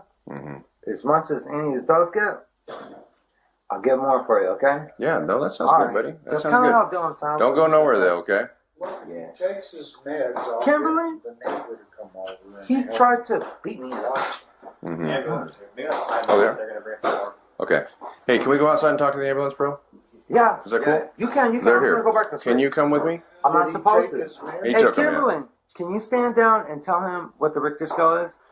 Richter scale ratio. Supposed to say. I will get the neighbor to come over. He's going to go with the ambulance. Polygraph. No, the ambulance is already here. He's going to go with the Hey, ambulance. Kimberly, you broke the law. He goes to jail. I'm in court, dude. I'm in Dylan, court. listen, buddy. Just We got to go listen talk to the ambulance, okay? Can we go outside and You talk to do. the I ambulance? don't have to talk to the ambulance. Dylan, please, buddy. I don't want to. No, I don't want to do nothing either. Do you see what I'm saying? Dylan, please, man. Oh, come on. He's a benefit too. It would really help me out, man. Come on, dude. I know, but I'm going to have to talk to you guys after. That's why. If it's serious shit, it is. But if it's just like nothing to fool around with, it not is, right? Because Dunn's being himself. Yeah, All right, come on over, everybody. Let's go outside. Can we talk to? No. Hey, relax. Please. Buddy, No. please. No. Dylan, come on. Go here, man. Hey, whoa. Hey. Go. Hey. Dylan, stop. Dylan. What was that? That was a gunshot. Dylan. What happened? He grabbed a knife. Are you okay? Dylan, listen, buddy. We got to put a tourniquet on your neck, okay? Let me see. You're on your face. It's okay. We got the knife. It's okay. Come here. Watch out for the knife. Come on. You got gloves? Yeah, I got a glove on. Okay. He cut me a little bit. Are you okay? Dylan.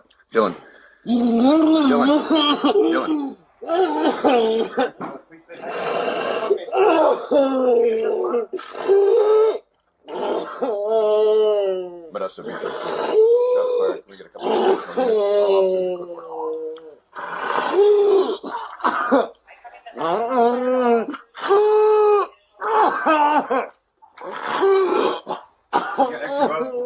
yeah, they're in my pocket. Can we move them away? There's a knife under my foot. Paramedics had just arrived on scene and were able to provide medical aid and transport Harvey to a local hospital for treatment.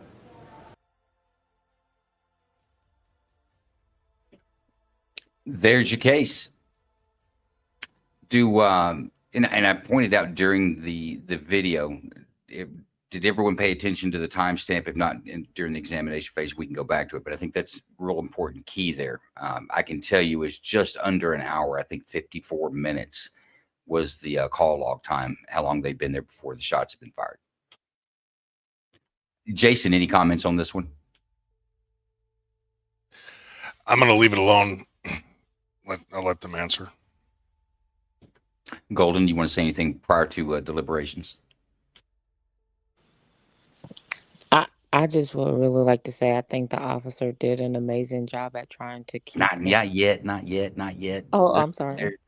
You're supposed to talk about anything amazing when we're judging whether it was justifiable or not. No, I don't have anything to say. I'm sorry. Yeah, Julian, I think it's examination phase time. Any parts of the video that we want to see again?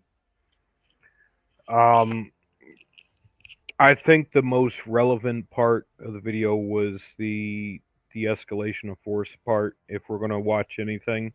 Does anybody else in the grand jury see anything that they would like to address first? I would like to see the escalation again. How does that go for the other three members? You all agree? Yeah, that's fine. Yeah, I'd like to see that again. I will talk to him. All right. Can you do me a favor? Yes, sir. Can we come out of this room? Can we go out of this room? Yeah.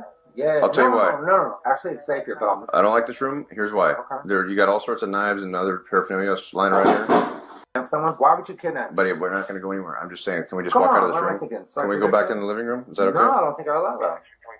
Dylan, please, buddy. You've been so cool just a second ago. Come on. I let you touch my badge, man. You remember that? I let you touch my badge. Yeah. That was the spirit of honor. You said it yourself. I know, they just cracked my back on the road asking me, hey, talk to Kimberly, because he's the judge to stand down. If not, he's under arrest. That's what I'm supposed to say. Don't waste gas. And I love you. See? That's all I'm supposed to say. All right. So can we go out back in the living room, man? You can, but I'm going to go to sleep because I never called you on anything. Okay? But everything's cool here. And I'll pay you respect off this side. As much as any of those get, I'll get more for you, okay? Yeah, no, that sounds good, buddy. That That's sounds kind good. of how Dylan sounds. Don't go nowhere, though, okay? Yeah. Takes his meds off. Kimberly? The neighbor to come over. He tried to beat me up. Oh, yeah? Okay. Hey, can we go outside and talk to the ambulance, bro? Yeah. Is that cool? You can. They're I'm here. going to go back to sleep. Can you come with me? I'm not supposed to. He Hey, took him, Kimberly, can you stand down and tell him what the Richter scale is? Richter scale Roshia. Supposed to say. I will get the neighbor to come over. Then he's going to go with the ambulance. Polygraph. No, the ambulance is already here. He's going to go with the Kimberly, ambulance. you broke the law. He goes to jail. I'm in court, dude. I'm in Dylan, court. listen, buddy. Just We got to listen go to talk to the ambulance, okay? Can we go outside and you talk do. to the I ambulance? don't have to talk to the ambulance. Dylan, please, buddy. I don't want to. No, I don't want to do nothing either. Do you see what I'm saying? Dylan, please, man. Oh, come on. He's a benefit too. It would really help me out, man. Come on, dude. I know, but I'm going to have to talk to you guys after. That's why. If it's serious shit, it is, but if it's just like nothing to fool around with, it not is, right? Because Dylan's being himself. Yeah, All right, come on over, everybody. Let's go outside. Can we talk? No. Hey, relax. Please. Buddy, No. please. No. Dylan, come on. Come on here, man. Hey, whoa. Hey. Go. Hey. Dylan, stop. Dylan. Hey, whoa. Hey. Go. Hey. Dylan, stop. Dylan. Hey, whoa. Hey. Go. Hey. Dylan, stop. Dylan. What was that? That satisfy everyone for the moment? Yes. Yeah. Yep. Big Ron, let's set these folks up for some deliberation. See what they say. So I do have a question, and just out of ignorance of the 21-foot rule, does that exclude taser use? Yes. Let me answer this. The taser is a less lethal weapon. The only time you can use lethal force is when the condition exists to use lethal force. You're not required to use a lesser force to mitigate it. So I don't know that you can consider that could he have used a taser. I think, I'm not going to say, but one is not required to use a lesser force when the higher force, the needs or the circumstances have been met. And that's what you guys are decide. Would a reasonable person in his shoes believed with our jury instructions that his life or a third person's life was in danger or in danger of serious bodily harm? Okay, so based on that, then I would have to say that he was justifiable. I agree. I think this is a clear case of a justifiable homicide. The cops did everything in their power to de-escalate the situation, to be understanding, to try and walk the guy out to medical attention, and it just went sideways. So It wasn't And I homicide, I will completely say. I believe it exactly was homicide. Homicide means one person killed another. It's not necessarily an offense. Oh, I thought that he was revived. I thought he made it. No? Oh, I'm sorry. You're right. He didn't die. It was a gunshot wound, aggravated assault. If you're looking at a criminal side, you're right. I'm so sorry. In case I confused anyone, the person did survive.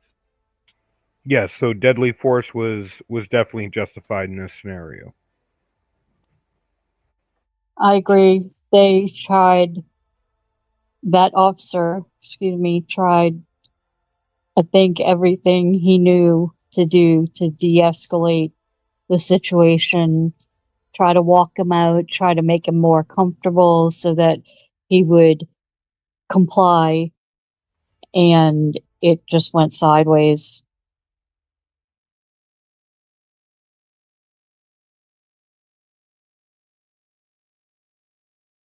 Okay, are you guys? Have y'all come to a decision? Are we there? None of you guys I actually it called me a sounds social worker. it sounds like we have. It sounds like we've come to a pretty clear decision. The lethal force was authorized. All right, Big Ron. Sounds like we got a no bill. Okay, we'll take it. Now let's discuss this one.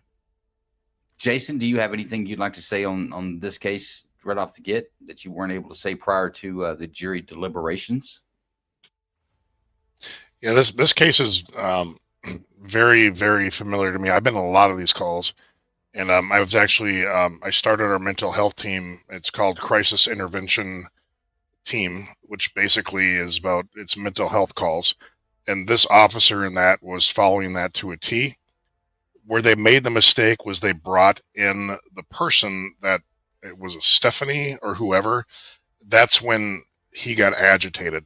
But this officer, I thought, I've done these calls for up to 3 hours to just get them to walk to the rig, and it is mentally exhausting for the cops. You're just drained afterwards. But I thought this cop did a phenomenal job up until bringing in the person that got him agitated again. They should have got him out right away when they saw him go back up. But great job by the cop. I do not fault him at all. I think he did a very good job. Golden. It was somebody named Kimberly. Kimberly was the person that was shot. That was his father. It just has the man's name is Kimberly. Golden, now you're free to say what you'd like to say prior to the deliberations. Well, it was too late because Jason took all the good stuff. Jason's But like that. He's a spotlight ranger. He'll steal it. You got to fight for it. yeah, he stole it all. But good job, Sorry. Jason. I think the same thing. I think the officer did amazing when it came to that, and just not. He wasn't really feeding into him, but he was just. I love the tone of his voice. He was keeping it calm to keep him calm. And yes, Kimberly agitated him, just because prior things. And I think the cop just didn't gauge that. And you know, I feel sorry for the little guy having to feel that pain of that bullet, but Now, I we're want going to to say one thing real quick, Joe, and this is for the audience. Mm-hmm. Cops do this on a daily basis. These types of calls don't make the media, and you don't see the amount of effort these officers go into to avoid deadly force. This literally happens on a daily basis. Mm-hmm. I think the officer did an outstanding job. He was very calm and he was doing a great job. I think they should have put the CIT in their pocket when he went to go back inside, quite frankly. Once he was outside, if you had to use force and put him in restraints at that point, that's when I think you should have done it. But hindsight's 2020. I don't fault the officer. If I was sitting on a grand jury, I would no bill him. But Golden, let's talk about that gunshot wound. It sounded like he might have got hit near the jaw and the neck. Mm-hmm. Mm-hmm. How Yeah, painful is that going to be? and I Yeah, the think cop that had his hand on his carotid artery. yep. And so that's why you guys begin to hear the labor breathing. And then if you did you see the gushing of the blood? Because I saw it because it came quickly. It sounded like he was getting blood back into his throat, his esophagus. Mm-hmm. So Dark Yeah. red, Mm-hmm. hard to breathe, gargling. Yeah. Mm-hmm. And so and he was scared because even when the other cop came and he waved his hand, he was, but yeah, unfortunately, he brought that on himself because I wasn't expecting him to lunge at the cop like that, but like we all stated several times, Kimberly kind of irritated him. So whatever they had going on prior, they should have remained separated. But yeah, but I think we're also looking at a person that's paranoid schizophrenic, and he's in full blown. yes, He mm-hmm. just had all the signs, in my opinion, that he was there. But back to that wound. How long do you think his recovery would be on something like that? He was recovery. he was kind of frail, so I don't know. It just depends on each each wound like that is, catered to the individual. Um, and so he should, I would say like around about a month, but he'll still have a lot of rehab to do. But he's pretty he was pretty frail, and he was losing a lot of blood. So, but you guys said that he survived, or he did not? He did survive. Yeah. So I think that he probably should recover well, and the officer did really good at trying to stop the blood, and they didn't let him lean back, so that was really good. I think that officer was good, but Jason, what do you think about his partner? One of the reasons, by the way, this guy gets back in the house, the guy we watched on the body camera, I thought he did a good job sticking with him and kind of monitoring where he went, kept him occupied. But his partner was looking for a form to fill out because they're going to involuntary commit him and couldn't find it. He goes over to the trunk of the car, they're digging, and his partner said, "Hey, did he go back in the house?" But what do you think about his partner? I thought his partner wasn't engaged as much as he could have been. Typically on CAT card calls, you have an officer that is the one that's making the contact and developing that relationship, and the second officer is a backup. I didn't see in this case that would have been the backup. Let him go back in the house. That's a oops. But you want to create that trust as soon as you can between a one-on-one thing and then your partner's a backup. But sorry, Joe, I didn't see that part of it. But that's how we handle mental health calls, is building that trust and relationship. And the second No, I get that. I'm saying that it wasn't backup. He wasn't given much backup when the things that the mechanical things you need to do, like move the car, catch the ambulance so that I can maintain contact with this individual that I've made a rapport with. Oh, hang on. You can't find the form, so let me come help you find it. I didn't think much of it. He did seem standoffish to me. I would agree with you, Joe. And I don't know if the rambling of the victim was throwing him off the other cop, because he didn't want to engage. Because even when the cop was like, "Hey, my partner, you can talk to my partner," I don't think that would have went well if the cop that the victim initially made rapport with. I don't think it would have went well if he would have like left the room or left him alone with his partner, because No, his I partner agree, was disengaged. but I think the standoffness is Jason's right. You don't want two people. You Yeah. have one person that's going to engage the disturbed person. The other person, like anybody else there, he gets reported whatever he needs to do, and he's also there for backup in case it goes sideways, which it could. So I don't fault him for that. It's just the things that I think I would need him to do while I'm engaged. I don't think he did those things. I think our guy had to do all of them. And I say our guy, the guy we watched in the video, but I'm downloading one more. We may do 5 cases tonight just as a bonus because we're gonna run a little short on time. But I want to go back to the jury. We've been talking as the experts while we listened to them after they've deliberated, but you guys, after hearing what we've said and what you've seen on the video, what's your overall impression of this last case? Is it an awful but lawful, right?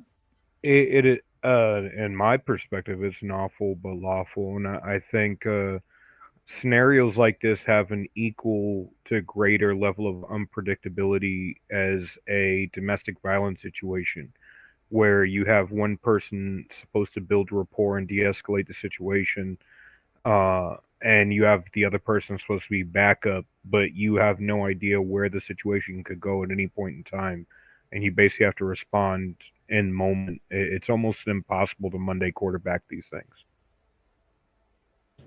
I'll say that when it comes to felony crimes that have to go through this grand jury process, I think the use of force or assaultive crimes are more difficult for them to figure out a solution to versus process crimes. Process crimes, if you didn't buy this permit, then the state has to prove it. If they didn't buy this permit, we proved it. Okay, well, shit, I guess there's no probable cause. That's an easy indictment.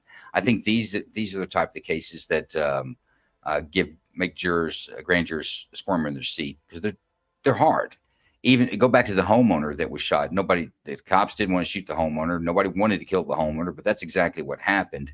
But yet it wasn't, it wasn't unlawful. It's awful, but it just wasn't unlawful. But I think that's difficult on grand juries. What do you guys think? What if you're sitting on a real grand jury and you had the case with the homeowner that got shot? That would be very difficult, I think, in that one. In this one, I don't think it was as difficult. I feel like the officer did an amazing job. I was so proud of him. He didn't even seem to lose his temper or get totally frustrated. He was very good. But in the case of the homeowner, that would be very difficult to try.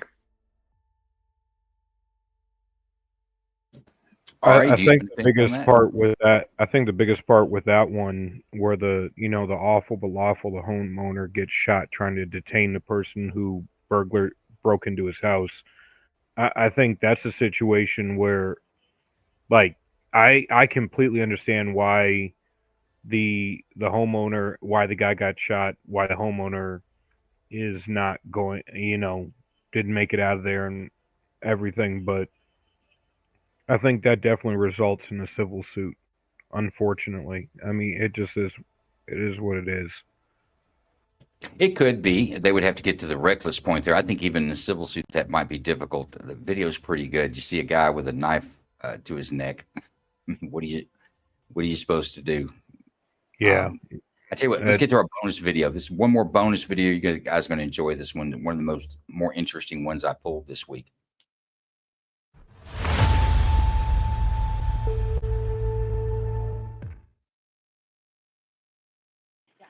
What's your emergency? Yes, please come quick. There's a burglar breaking into the house, McKinley Street.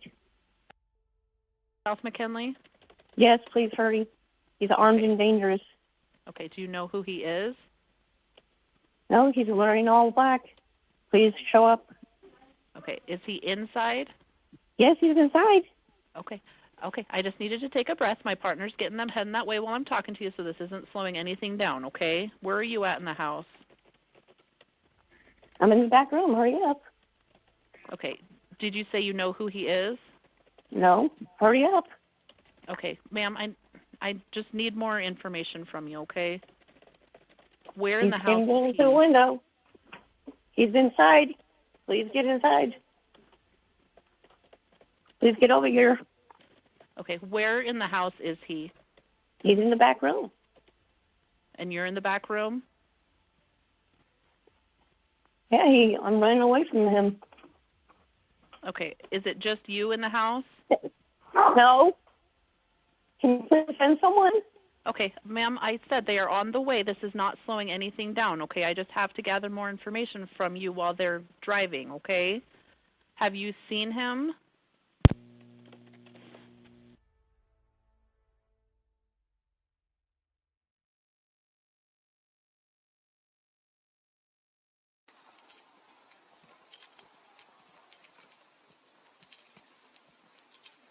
You want to check the backyard? What's up? Just keep an eye towards the back.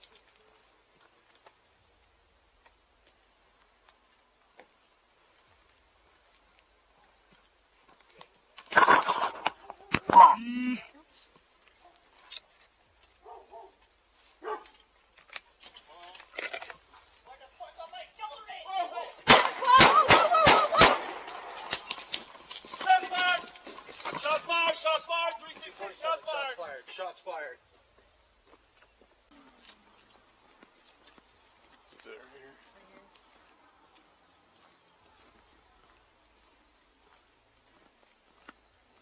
You want to check the backyard? Yeah, you can just keep an eye on it. Just keep an eye towards the back. That's over here.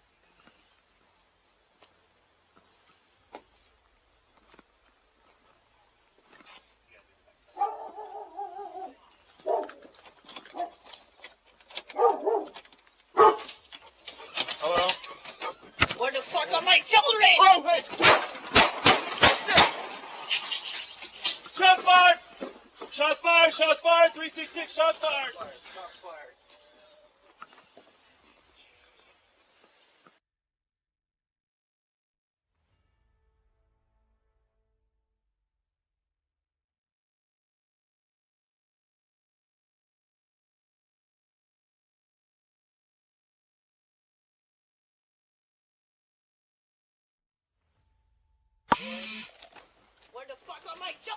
Whoa.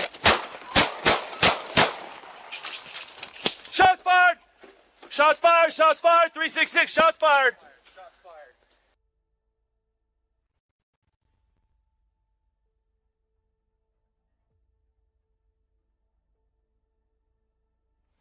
This is it right here.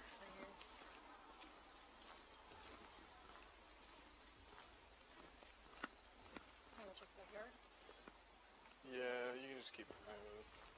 Just keep an eye towards the back. That's over here.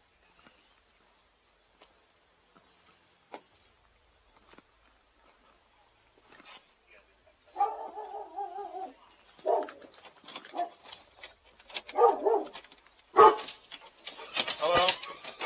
Where the fuck are my children? Oh, hey! Shots fired! Shots fired! Shots fired! 366, shots fired! Shots fired.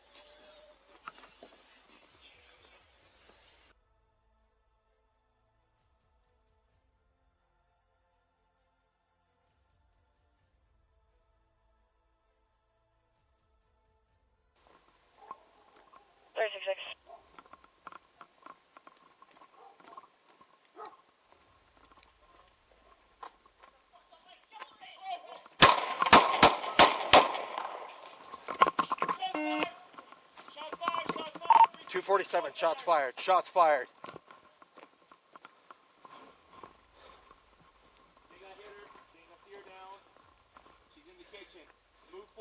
Hold on, no, hold. Hold. Hold.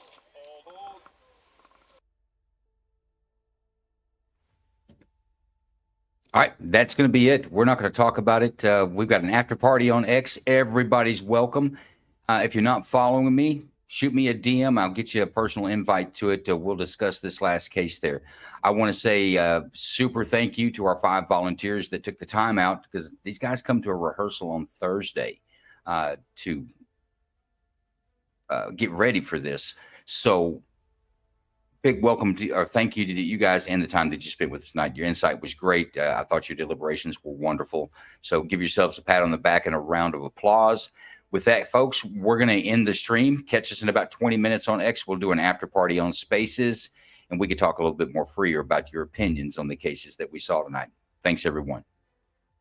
Thank you. Bye-bye. Thank you. You ever get any money from Costello? No. And did you ever get any money from Meyer Lansky? I never got money from any of those fellas. None of those fellas. None of these that I've been reading about, or none that I knew. They never gave me anything. None of the Fichettes? No. I don't even speak to the... I mean, I met that Charlie once or twice. I don't even talk to him. You don't like him? I was conscious of the fact that he had a reputation for being an outstanding bookmaker. You ever hear him referred to as the Prime Minister of the Underworld? That term I did not. Also known as Dr. Corella. I refuse to answer on the grounds of negligence. You got any business? I refuse to answer on the grounds of attempted criminal. You have any profession? I refuse to answer on the grounds of made. Thank you for using Securus.